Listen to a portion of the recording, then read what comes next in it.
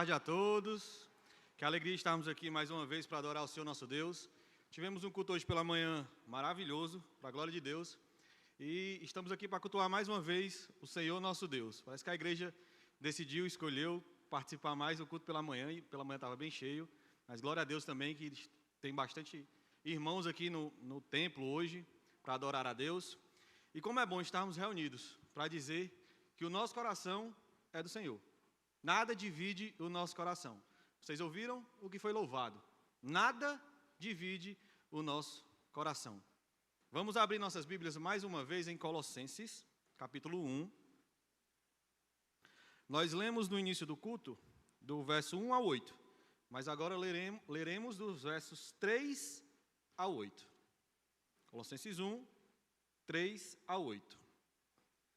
Damos sempre graças a Deus, Pai de nosso Senhor Jesus Cristo, quando oramos por vocês. Desde que ouvimos da fé que vocês têm em Cristo Jesus e do amor que vocês têm por todos os santos, por causa da esperança que está guardada para vocês no céu. Desta esperança, vocês ouviram falar anteriormente, por meio da palavra da verdade do Evangelho, que chegou até vocês.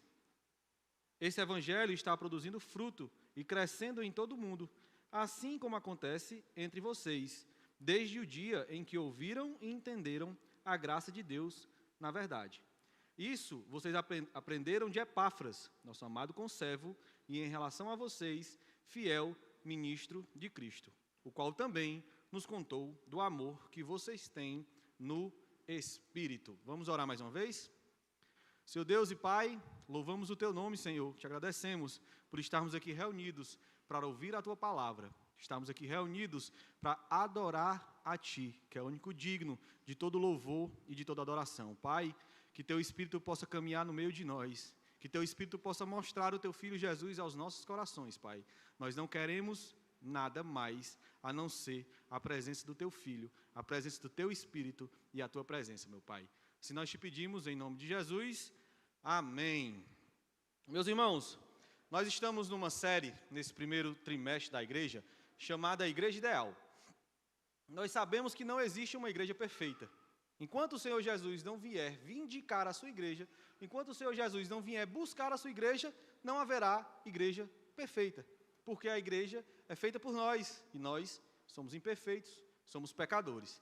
Não existe uma igreja que nós podemos dizer, esta é a igreja perfeita. Mas existe uma igreja que nós podemos dizer, esta é uma igreja ideal. Que apesar de não ser perfeita, busca o ideal de Deus, busca o ideal do Senhor. E o tema da nossa palavra hoje é exatamente sobre isso. Onde está o coração da igreja ideal? Onde está firmada uma igreja ideal? Onde está fincada? Qual é o fundamento de uma igreja ideal? Que apesar de não ser perfeita, é uma igreja ideal. Mas antes de irmos para o texto, a gente precisa entender um pouquinho esse contexto da carta aos Colossenses. Essa carta aos Colossenses foi escrita para a cidade de Colosso, que era uma cidade que tinha sido uma cidade muito grande, muito grandiosa no passado, muito rica, muito próspera, mas que no momento que Paulo escreveu essa carta, era uma cidade que tinha perdido todo o seu prestígio. Não tinha mais aquela grandiosidade que tinha no passado. Era uma cidade que estava na região do rio Lico e tinha perdido a sua notoriedade para as cidades de Herápolis e Laodiceia. Então era uma cidade que vivia das glórias do passado. Hoje em dia, era uma cidade pobre e, por conta disso, a igreja era uma igreja pobre. Alguns dizem que esta carta aos Colossenses foi a carta escrita do Novo Testamento, a igreja menos importante do Novo Testamento. A cidade menos importante que recebeu uma carta do apóstolo Paulo foi a cidade de Colosso, foi a igreja de Colossenses. Paulo ele tinha uma estratégia, quando ia plantar a igreja, ele sempre ia para os grandes polos, ele sempre ia para os grandes centros, para que a partir daquela pregação o evangelho difundisse. E ele não planta essa igreja de Colosso, porque quem planta essa igreja é Epáfras, nós vamos ver mais à frente. Mas mesmo assim, sem plantar essa igreja, ele ora por aqueles irmãos e ele escreve uma carta para aquela igreja, que era a igreja que estava fundada, plantada na menor cidade e a igreja menor de todas aquelas do Novo Testamento. Isso já nos mostra, meus irmãos, que Deus não está olhando para templo, Deus não está olhando para a riqueza, Deus não está olhando para o poderio dos irmãos, Deus não olha para essas coisas. Paulo escreveu o maior tratado cristológico do Novo Testamento, que é a carta aos Colossenses, para a menor igreja do Novo Testamento. Deus ele não está olhando para o tamanho do nosso templo.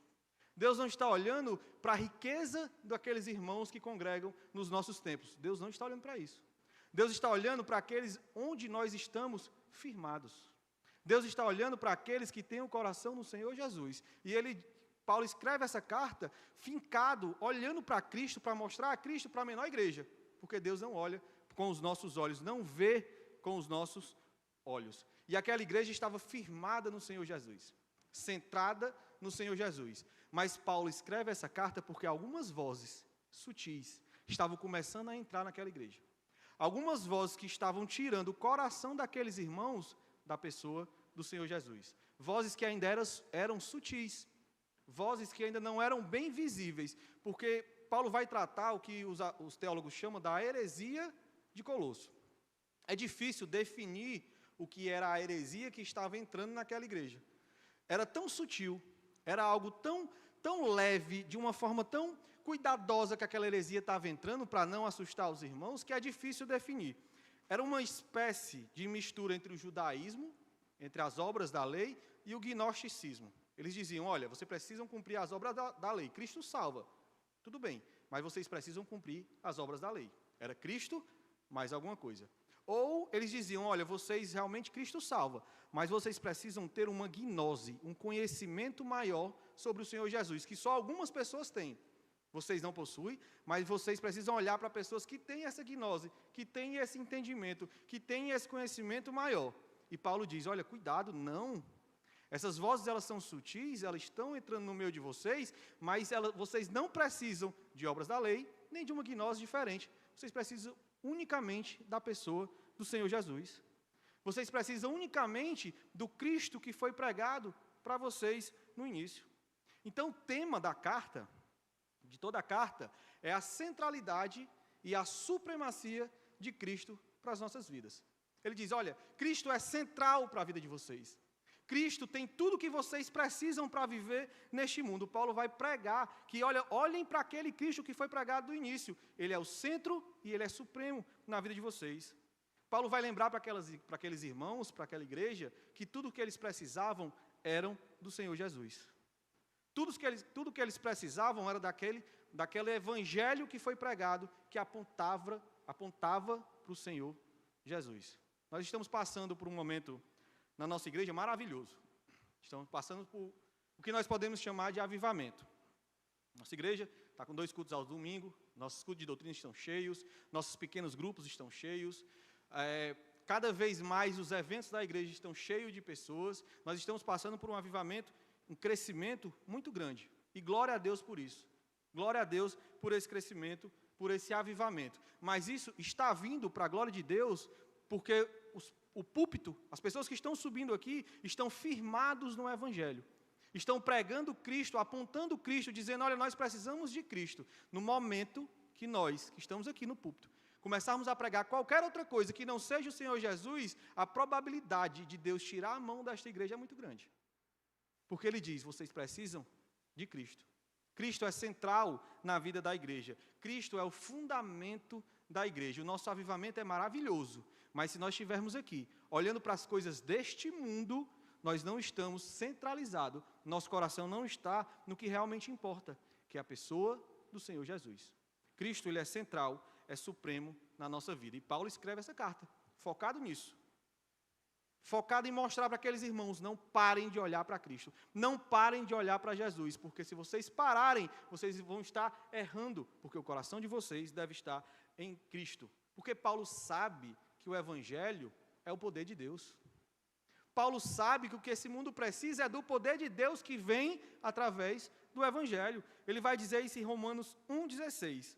Pois não me envergonho do Evangelho, porque é o poder de Deus para a salvação de todo aquele que crê, primeiro do judeu e também do grego. A salvação para este mundo vem do poder que nasce no Evangelho do Senhor Jesus, em mais nada. Aqueles irmãos estavam olhando para outras coisas e Paulo diz, espera aí, vocês estão olhando para coisas que não têm poder. Vocês estão olhando para coisas que não é capaz de levar, de conectar vocês ao Pai, de levar vocês a Deus. Olhem para Cristo, porque o Evangelho do Senhor Jesus é o poder de Deus para vocês, para este mundo.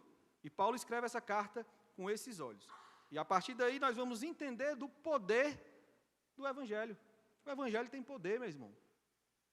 Paulo vai dizer isso nos versos 3 e na primeira parte do verso 4. Ele diz assim: damos sempre graças a Deus, Pai de nosso Senhor Jesus Cristo, quando oramos por vocês, desde que ouvimos da fé que vocês têm.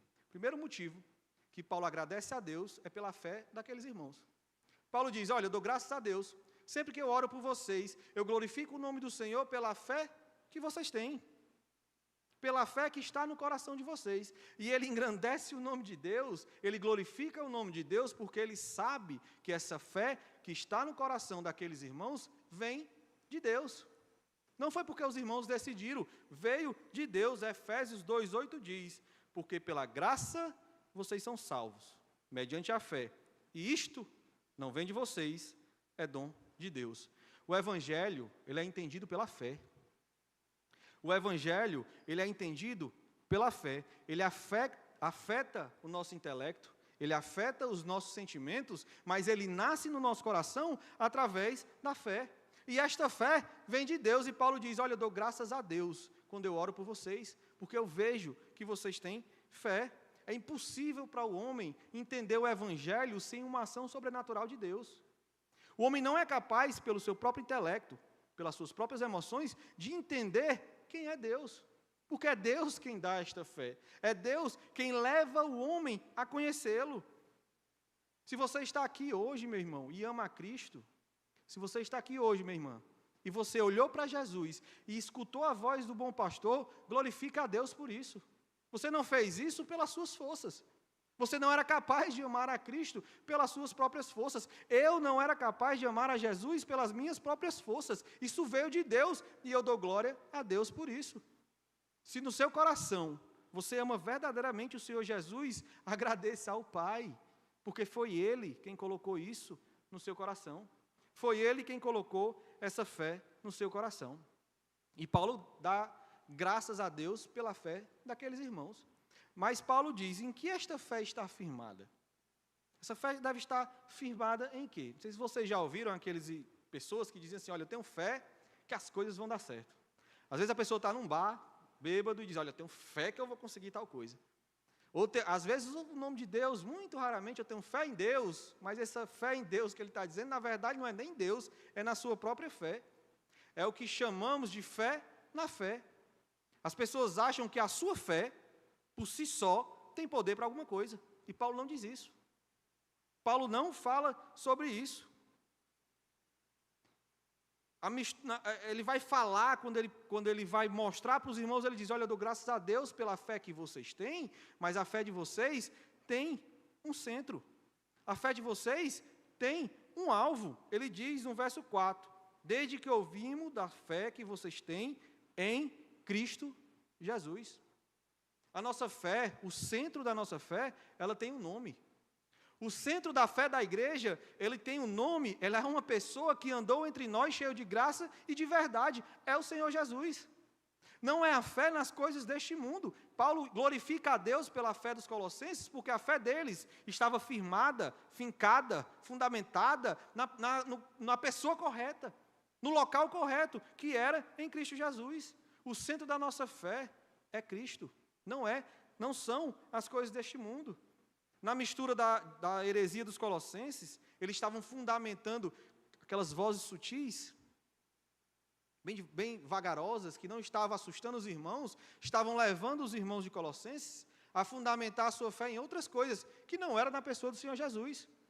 Eles tentavam fundamentar a sua fé nas obras da lei, diziam: olha, se você cumprir a lei, se você olhar para Moisés e conseguir cumprir aquela lei, você será salvo.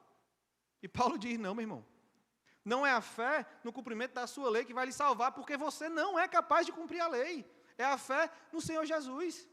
É a fé naquele que cumpriu a lei para que você tivesse vida. É esta fé, é aí que a fé de vocês deve estar fundamentada. Nós não precisamos de obras da lei, de obras de justiça para ir a Deus. Não precisamos disso. Nós precisamos de Cristo. claro que quando nós olhamos para Cristo, nós vivemos uma vida que cumprimos as obras da lei, mas a nossa fé tem que estar fundamentada nele, que foi o cumprimento da lei, não na minha capacidade de cumprir as obras da lei, porque eu não sou capaz, eu sou pecador. Mas ele diz, olha, fundamenta a fé de vocês em Cristo. Não escuta essas vozes sutis que estão tentando falar para vocês, levarem vocês para a lei de Moisés. A heresia de Colosso estava tirando a fé daqueles irmãos da pessoa do Senhor Jesus. E esse é o alerta, meu irmão, que Paulo vai fazer. O perigo de fundamentarmos nossa fé em outras coisas. Nossa fé que não seja em Cristo. Existem pessoas que têm a sua fé em homens. Por exemplo, tem pessoas que dizem, não, eu vou lá no pastor, porque o pastor ele tem uma oração poderosa.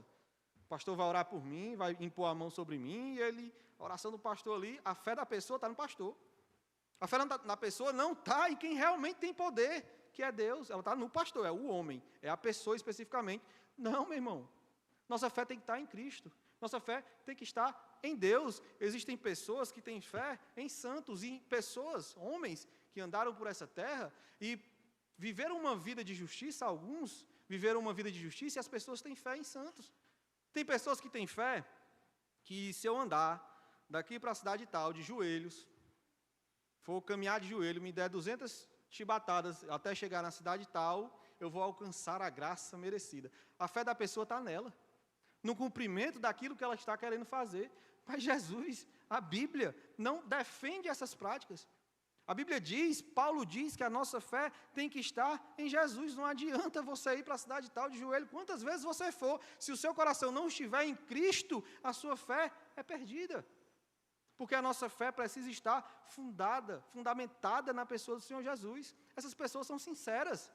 Ninguém faz uma caminhada dessa se ela não tiver sinceridade no seu coração. São pessoas realmente sinceras, mas infelizmente erradas. Estão sinceras, mas erradas. Nós podemos ter a fé mais sincera desse mundo. Se não for na pessoa de Jesus, ela não serve para nada. Ela não tem fundamento nenhum. Não serve para coisa alguma, por mais sincera que ela seja. Esses dias eu viajei com a minha esposa e alguns amigos, alguns irmãos, para Ubajara, e nós estávamos num bondinho, e lá em cima nós víamos 3 cachoeiras. Uma cachoeira bem grande, que a água corria durante todo aquele pedregulho lá, aquela pedra, aquela rocha. Uma cachoeira que não era tão grande, e uma bem pequena que estava nascendo ainda, no começo do inverno ela estava nascendo. Essa pequena, ela nascia, a água escorria, o vento batia e levava aquela água, e ela não continuava, ela ia só até a metade. A outra metade dela o vento levava. Essa outra, que era grande, ela corria, o vento batia e espalhava a água, mas ela continuava correndo em todo o paredão, em toda a pedra.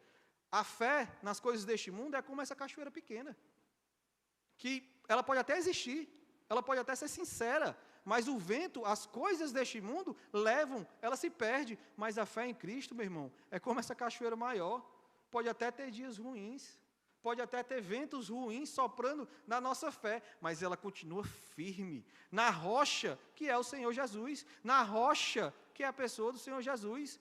Se a nossa fé não estiver fundamentada em Cristo, ela é uma fé fraca, perdida, sem poder nenhum.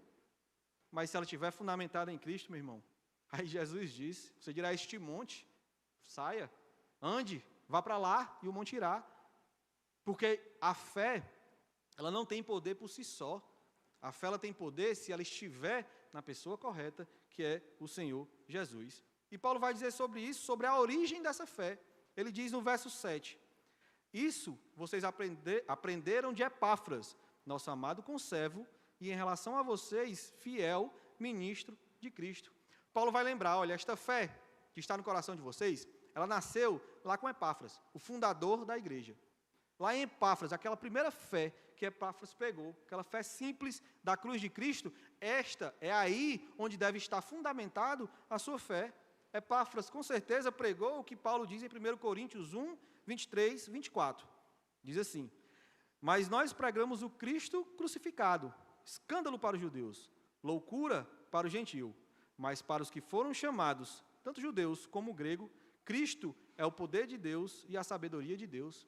O evangelho que Epáfras pregou para aqueles irmãos era o evangelho da cruz. que olhava para Jesus. E ele diz, olha, lembrem desta fé. Não saiam dessa fé que Epáfras pregou para vocês. Não escutem outras vozes. Epáfras era um pregador fiel do Evangelho, que estava pregando o que Cristo realmente queria que ele pregasse, mas tinham pessoas ali, alguns dizem que eram pessoas influentes, que tinham grande poder econômico, que tinham muita oratória, que tinham muita influência e que estava contaminando aquela igreja, e que estava falando com vozes sutis para aquela igreja. E ele diz, olha, não olhem para essas pessoas, não importa o poder que ela tem, não importa a oratória que elas têm, olhem para Epáfras, que foi quem pregou o primeiro evangelho simples da cruz. Meu irmão, pode vir aqui a este púlpito, a pessoa mais poderosa deste mundo. Pode vir aqui a este púlpito a pessoa com a maior oratória deste mundo, a pessoa mais rica deste mundo, mais influente deste mundo. Se ela não pregar a Cristo, nós não podemos recebê-lo. Isso é uma obrigação nossa que estamos aqui, como oficiais, como liderança da igreja, mas também da igreja. Se alguém subir aqui e pregar qualquer outra coisa que não seja o Senhor Jesus, nós não podemos receber como igreja, porque qualquer outra coisa não tem poder nenhum, só quem tem é o Senhor Jesus, é a pessoa de Cristo. Isso é uma responsabilidade nossa como igreja, de não receber nada que não seja a pessoa do Senhor Jesus. A origem da fé é aquela da cruz, simples da cruz. E Paulo traz à memória de onde veio a fé daqueles irmãos. A fé daqueles irmãos de Colossenses veio de Cristo, pregado por Epáfras, e ele lembra, olha, cuidado, não saiam dessa fé. Não finquem os seus pés em qualquer outra coisa que não seja na pregação que nasceu de Epáfras. Paulo, a partir daí, vai começar a falar sobre os efeitos desta fé. Quais os efeitos que a fé causa no nosso coração? E o primeiro é o amor. Ele diz, na segunda parte do verso 4 e no verso 8, desde que ouvimos da fé que vocês têm em Cristo Jesus e do amor que vocês têm por todos os santos, o qual também nos contou do amor que vocês têm no Espírito. Aquele evangelho pregado por Epáfras, que fazia aqueles irmãos olharem para Jesus, olharem para Cristo, criou no coração deles um amor por todos os santos. E este amor veio do Espírito Santo, que foi derramado sobre eles no momento em que eles ouviram e creram na pessoa do Senhor Jesus. Quando os colossenses entenderam o amor de Cristo, passaram a amar os irmãos. Quando os colossenses entenderam o que Cristo fez por ele, o tamanho da graça e do amor que o Senhor Jesus derramou naquela igreja, eles passaram a amar os irmãos. Eles estavam reverberando o que Jesus diz em João 15:12. O meu mandamento é este, que vocês amem uns aos outros, assim como eu os amei. O Evangelho gera no nosso coração amor, meu irmão. O Evangelho gera no nosso coração a mesma coisa que ele gerou nos Colossenses, amor por todos os santos, porque este amor vem do Espírito Santo, é um fruto do Espírito. E o Evangelho gera em nosso coração o amor. Nós vivemos numa sociedade muito individualista. É muito eu, o meu. A gente diminui o nosso núcleo de amor para os nossos mais próximos, nossos irmãos, nossas famílias, nossas esposas, maridos, filhos. A gente diminui. Só aqueles que estão bem próximos são merecedores do nosso amor. A gente faz isso porque a gente confunde o que é o verdadeiro amor. O amor bíblico. Claro, o amor, ele é um sentimento. A gente confunde o amor como um sentimento. Ele é um sentimento, mas ele é mais do que isso. A sua esposa deve receber o seu amor. O seu marido deve receber o seu amor. O seu filho deve receber o seu amor, este sentimento no seu coração. Mas ele não é só isso. O amor não é só isso. O amor bíblico não é apenas um sentimento. Romanos 12, 9 e 10 diz: o amor deve ser sincero. Odeiem o que é mal. Apeguem-se ao que é bom. Dediquem-se uns aos outros com amor fraternal. Prefiram dar honra aos outros mais do que a si próprio. O amor, na mentalidade apostólica, na mentalidade bíblica, está ligado, conectado à dedicação, à servidão. O amor bíblico é aquele amor que serve o seu próximo. O amor bíblico é aquele amor que se dedica ao outro. A gente tem essa dificuldade porque a gente confunde o amor com sentimento. Então, se Jesus mandou eu amar os outros e eu não tenho aquele sentimento, o que é que eu vou fazer? Porque o amor não é isso, não é só isso. O amor está ligado a uma servidão, a uma dedicação aos irmãos. E quando Jesus diz amem, ele está dizendo sirvam, dediquem-se aos irmãos. Nós tivemos um momento, esses dias, no nosso PG, nosso pequeno grupo, que o irmão passou por uma situação e precisou da ajuda do pequeno grupo. E foi maravilhoso o agir de Deus no nosso pequeno grupo. Como o nosso pequeno grupo conseguiu ajudar aquele irmão. Aquele irmão ficou radiante com a ajuda recebida. E, além dele, quem ficou mais feliz também, por ter ajudado, foram os outros irmãos que ajudaram, porque este amor, ele vem do Espírito. Quando você ajuda alguém, proclama esse amor da forma que a Bíblia diz, o seu coração se alegra. O seu coração fica feliz com aquilo que você está fazendo, porque você está obedecendo o mandamento de Deus, amar uns aos outros. E os colossenses amavam os seus irmãos. Eles amavam estar em comunhão. Eles amavam estar no meio do corpo de Cristo. Eles amavam estar entre os irmãos. O amor, ele gera isso no nosso coração. O Evangelho gera este amor no nosso coração. O amor pela comunhão, o amor pelo corpo de Cristo, o amor pela igreja. Meu irmão, se você não possui mais prazer, mais amor por estar na igreja, cuidado. Cuidado, a sua fé pode estar abalada. Você pode estar começando a se desencaminhar dos caminhos do Senhor, porque o Espírito Santo coloca em nós um amor pelo seu corpo, pelo corpo de Jesus, que é a igreja. Todos aqueles que encontraram o Evangelho de Cristo e receberam esse amor, amam estar em comunhão com o povo de Deus, amam estar aqui. Eu tive, esse mês foi bem difícil para mim, eu passei, acho que praticamente é o primeiro domingo que eu vim à igreja, às quintas-feiras também não consegui vir para as doutrinas por conta do trabalho. Meu irmão, pense no mês ruim, pense no mês difícil, pense numa saudade que eu estava dos irmãos, das conversas, dos abraços, das exortações. Meu irmão, se nós não temos amor pelo corpo de Cristo, que evangelho é esse que nós cremos?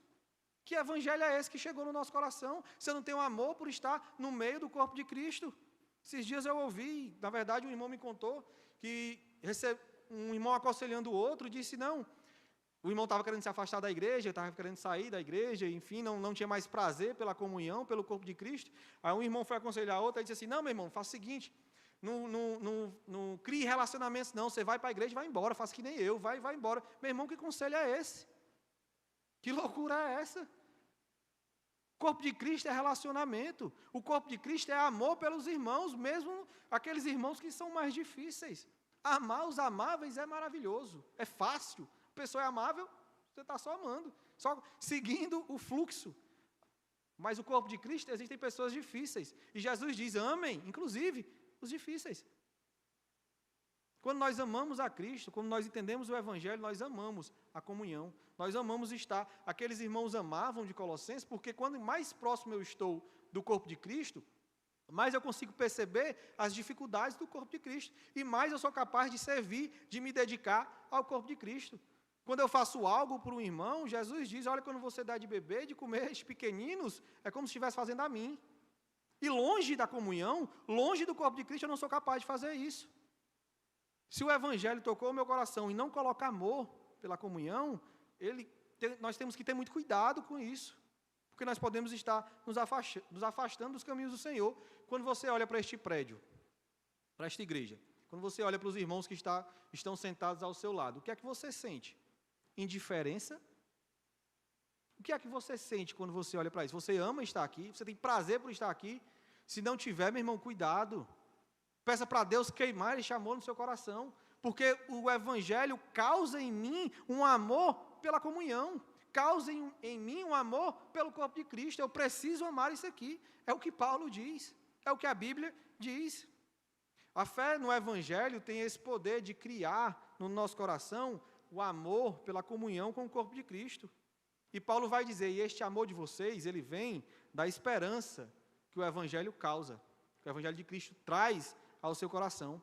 Ele diz no verso 5, por causa da esperança que está guardada para vocês nos céus. Desta esperança vocês ouviram falar anteriormente por meio da palavra da verdade do Evangelho. Os colossenses, eles tinham uma esperança firme. Eles amavam, tinham sido tocados pela fé de Deus, amavam o Senhor Jesus, amavam a comunhão no corpo de Cristo e tinham uma esperança firme no seu coração. Não era um simples desejo que as coisas dariam certo, não, uma esperança firme. A esperança deles estava na promessa de Deus, que era fiel para cumprir, em Deus que é fiel para cumprir as suas promessas. Meu irmão, os que vivem nesse mundo sem esperança, vivem uma vida desesperadora. Você viver sem esperança, uma esperança de que você está sozinho neste mundo, que não tem um pai que cuide de você, uma esperança que no fim da sua vida, uma vida que quando chegar ao fim não vai ter a esperança de encontrar nada, é uma vida desesperadora. A vida de uma pessoa que não crê em Deus, que não tem o Senhor Jesus, é desesperadora. A pessoa não tem esperança na sua vida. É uma vida desesperadora. Mas os colossenses não.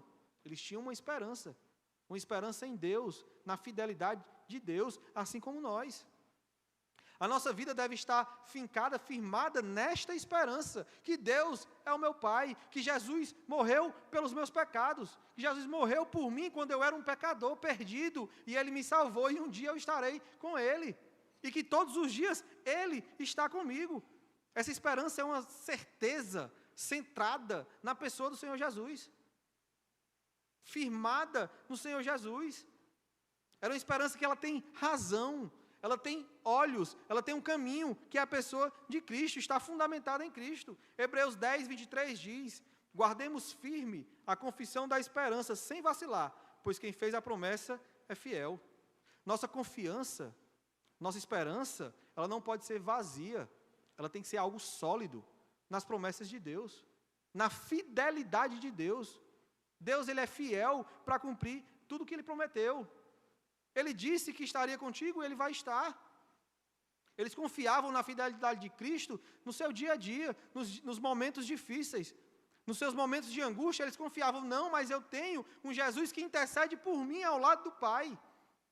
Nos dias difíceis, eles olhavam para o céu e diziam, mas Cristo está comigo. Eles lembravam do que Jesus diz em Mateus 28, 20. E eis que estou com vocês todos os dias, até o fim dos tempos.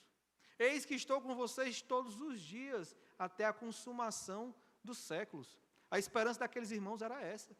Jesus nunca saiu ao meu lado, todos os dias Ele está comigo, até a consumação dos séculos.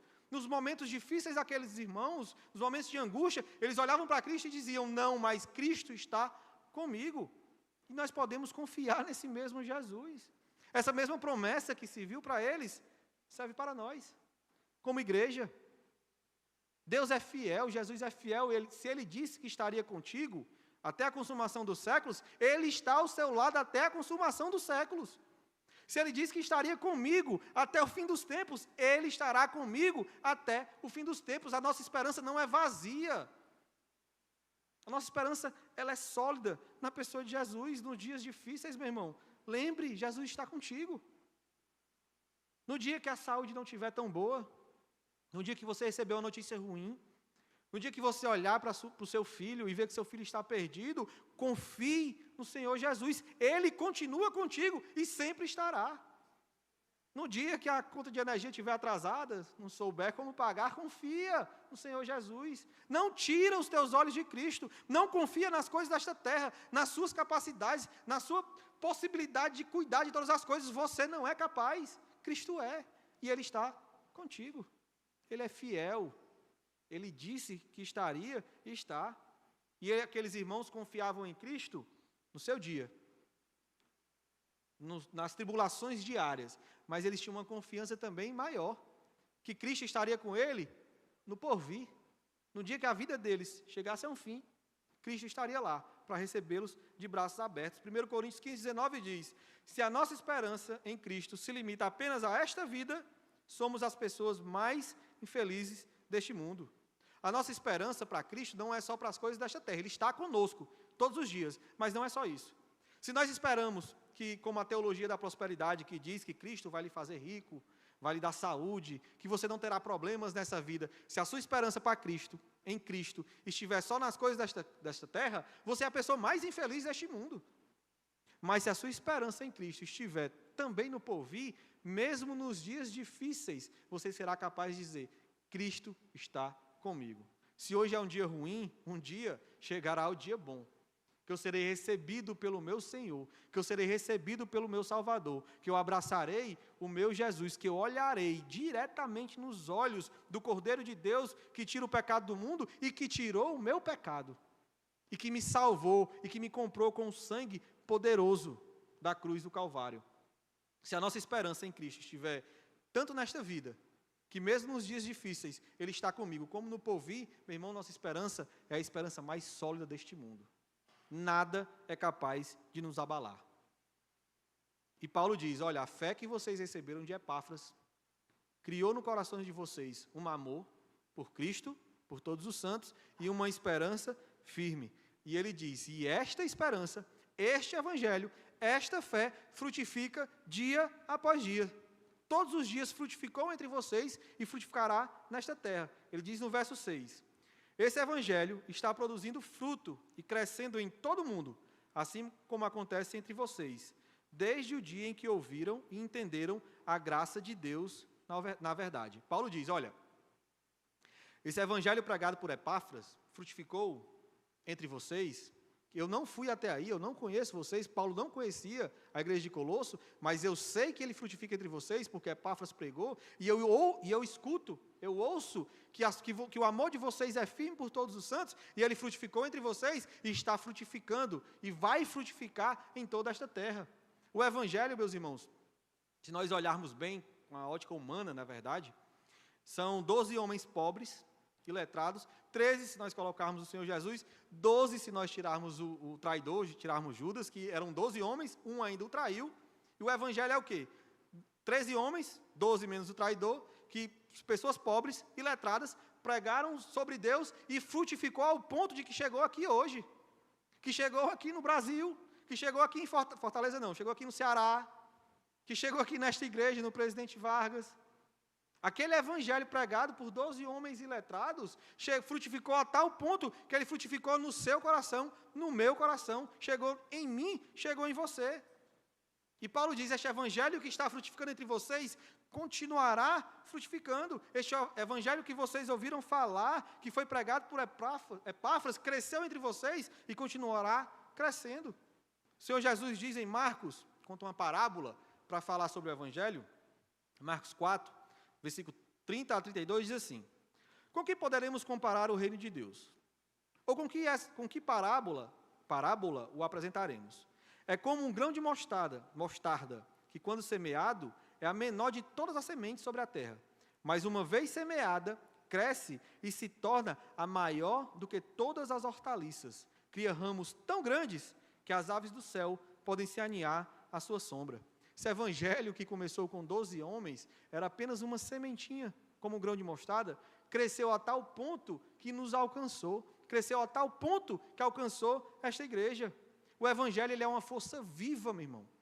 Quem cuida do evangelho é o próprio Deus. As pessoas, existem loucos que dizem que um dia o evangelho vai morrer, que um dia nós ficaremos tão científicos, nós ficaremos tão ateus que o evangelho será esquecido. Meu irmão, essas pessoas são loucas. Isso nunca acontecerá. A Bíblia diz que as portas do inferno não prevalecerão contra a igreja, porque é Deus quem cuida deste evangelho, é Deus quem sustenta este evangelho, é Deus quem faz frutificar este evangelho. Esses homens são loucos em dizer que o evangelho um dia irá parar de frutificar. Não, meu irmão, nunca irá parar, porque é Deus quem cuida dele. E o evangelho que frutificou entre os colossos, frutifica ainda hoje. O evangelho que mudou a vida dos irmãos de Colossos, os colossenses, frutifica ainda hoje. Ainda hoje, o evangelho quando chega em vidas, quando chega em famílias, ele muda a história de vidas e de famílias. Quantos homens nós conhecemos que eram perdidos? Alcoólatras, depravados, adúlteros, ladrões, que quando conheceram o evangelho, aquele fruto do evangelho, aquele evangelho simples da cruz, tocou o seu coração, tiveram a sua vida completamente modificada. Quantas famílias foram completamente mudadas, moldadas pelo amor e pelo poder de Cristo, pelo poder do evangelho, ainda hoje, 2000 anos depois, mais de 2000 anos depois, o evangelho continua tendo poder para frutificar nesta terra. O que este mundo perdido precisa é de Cristo. O que essas pessoas perdidas precisam é do Senhor Jesus, que este evangelho frutifique no coração deles, como frutificou entre nós.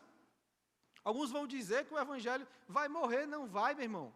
O evangelho, ele é o poder de Deus. O evangelho que frutificou entre os colossenses, frutifica ainda hoje. Por mais que tentem destruir o cristianismo, ele nunca será destruído. Ele nunca será acabado, porque quem cuida dele é o Cordeiro de Deus. Quem cuida dele é o próprio Deus. Nada é capaz de destruir o evangelho, nada é capaz de parar a igreja. Porque a igreja, ela é fruto de Deus. Quem sustenta é Deus. Esse evangelho frutificou no coração dos colossenses, frutifica no seu. Precisa frutificar no seu coração. O evangelho que mudou a vida dos colossenses, que moldou na verdade, que matou os colossenses e os fez nascer de novo, com o DNA do Senhor Jesus, precisa frutificar no nosso coração, no meu coração, no seu coração. A gente vive uma época de cristãos nominais. As pessoas se dizem cristãs e vivem uma vida completamente secularizada. Às vezes você acompanha as redes sociais dos irmãos, e você vê os stories do Instagram e a pessoa está lá tirando foto, que culto abençoado, culto maravilhoso, e você vai passando, no próximo story ela está na mesa de um bar, bebendo, ela está perdida nesse mundo. Que evangelho é esse? Que fruto é esse que tocou o seu coração? Que não mudou a sua vida? Homens que eram perdidos, que não amavam suas esposas, aí não, agora eu sou crente, e continuam sendo o mesmo homem que não ama a sua esposa, como não amava antes de ser cristão. Que fruto é esse? Que evangelho fraco é esse que você acreditou? Meu irmão, o evangelho verdadeiro, ele muda a sua vida. Ele lhe faz nascer de novo com o DNA de Cristo. Nós somos mudados no nosso jeito de falar, nós somos mudados no nosso jeito de vestir. Roupa e fala não salva ninguém, mas o salvo anda como salvo, se veste como salvo, fala como salvo, porque o evangelho está lá, o fruto do evangelho está lá. Nós não conseguimos mais pecar em paz. O cristão, ele é um esquizofrênico gospel. Ele olha para o pecado e diz, rapaz, eu gosto do pecado. Mas o Espírito Santo, meu irmão, você não gosta não, olhe para mim. Tem irmãos que conhecem a Cristo e conseguem continuar andando nos mesmos círculos que andava antes de conhecer a Cristo. O irmão gostava de forró, continua indo para forró. O irmão gostava de bebida, continua na mesa de um bar. E cadê o Espírito Santo que não fala no seu ouvido? Meu irmão, vamos embora daqui. Você não faz mais parte destas práticas, não. Quando o evangelho toca o nosso coração, o fruto do Espírito nos constrange. Não estou dizendo que nós vamos ser santos, nunca mais vamos pecar. Não. Mas quando a gente pega, o Espírito Santo peca, o Espírito Santo olha para a gente e diz, de novo, meu irmão, ainda? Tanto que eu estou contigo, tanto que eu lhe direciono, tu continua levando essa vida, e você fica morrendo de vergonha. Não, desculpe, Senhor, eu vou mudar a minha vida. O evangelho é isso. O evangelho, ele precisa mudar a sua vida. Porque senão você vai ser um cristão nominal, que não dá frutos para o reino de Deus. Estava conversando com um irmão esses dias. Na verdade, um irmão me contou, que falou de um irmão que era crente há bastante tempo, cristão há bastante tempo, mas ia para a igreja uma vez perdida. E ele viu uma conversão. Ele conhecia um irmão que vivia bebendo na mesa de um bar, e do nada o irmão começou a passar com a Bíblia. O irmão começou a ir para a igreja, e ele disse, rapaz, aquele irmão mudou, isso acaba já já. O irmão é alcoólatra, já já ele volta a beber. E o irmão continuou, indo para a igreja. Aí o irmão descobriu que a igreja que aquele irmão estava indo, aquele ex-alcoólatra, que agora era um filho de Deus, estava indo, era a mesma igreja dele. Aí ele ficou morrendo de vergonha e começou a vir para a igreja também. Porque aquele irmão que via no bar, agora está indo para a igreja, e eu, que sou crente há tanto tempo, não vou para a igreja. O que é isso? Frutos do evangelho. O evangelho frutificou naquele irmão que vivia em um bar, de tal forma que agora ele frutifica na vida dos outros sem nem saber. Ele nem precisa pregar, porque a vida dele mudou de tal forma que agora ele é a pregação de Cristo. Ele é o exemplo do que Cristo é capaz de fazer nas nossas vidas. Meu irmão, Cristo, quando nos alcança, ele nos transforma. Ele nos faz nascer de novo, com um novo DNA. Agora não sou mais eu, Cristo vive em mim. Paulo diz isso. Quando você olha para a sua vida, meu irmão, e você se diz cristão, Cristo vive em ti. Cristo lhe mudou ao ponto de que agora Cristo resplandece nas suas falas, resplandece na sua roupa, resplandece no seu modo de vida. Se não, meu irmão, cuidado. Cuidado, você pode estar se desencaminhando como esses irmãos estavam se desencaminhando em Colossos, na igreja de Colossenses. Existe uma vez eu vi uma frase que diz assim, se você fosse acusado de ser cristão, imagine que nós no Brasil é proibido ser cristão. Proibiu ser cristão, quem for crente agora vai morrer. E você fosse acusado, a polícia lhe prendesse, lhe acusasse de ser cristão. Quando você fosse levado ao tribunal, teria prova suficiente para dizer que você é cristão? O juiz, o promotor, teriam provas suficientes para lhe condenar? Isso é um alerta ao nosso coração. Será que este mundo tem provas suficientes para me condenar de ser cristão? Se não, meu irmão, cuidado. Cristo precisa nos moldar de tal forma que nós resplandecemos a sua face. Esse é o Evangelho. Esses são os frutos do Evangelho.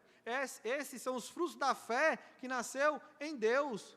Esses são os frutos da fé que nasceu em Epáfras, em Colossos, que nasceu no seu coração quando você ouviu o Evangelho do Senhor Jesus. Esse fruto precisa estar em você. Esse fruto precisa incomodar o seu coração.